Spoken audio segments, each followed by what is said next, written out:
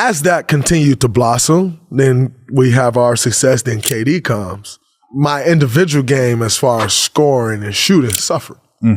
Because then that became so much of what they wanted me to do.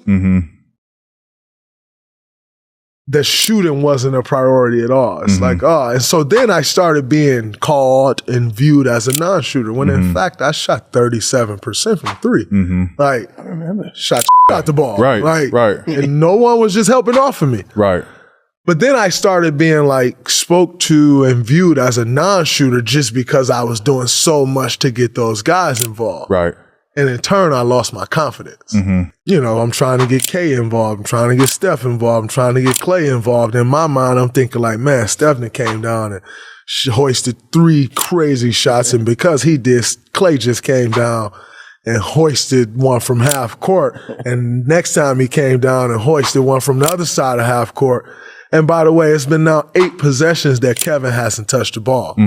So I catch the ball and I may be in a position to shoot it, but I'm like, K ain't touched the ball. I need to get him a look. And just making, that's the point guard in me, just making sure everybody touched the ball. But it really took an impact. It really had an impact on my offensive game and especially my confidence and my mindset.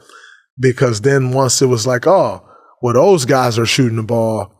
So our non-shooter, and it's like I'm being mentioned as the non-shooter, start to believe it, you know? As great as it was and it has been, and I wouldn't change it for a thing in the world, it had a negative impact as well because it, you know, it, like I said, I lost all confidence. For the full video, check out Paul George's channel at Podcast P with Paul George.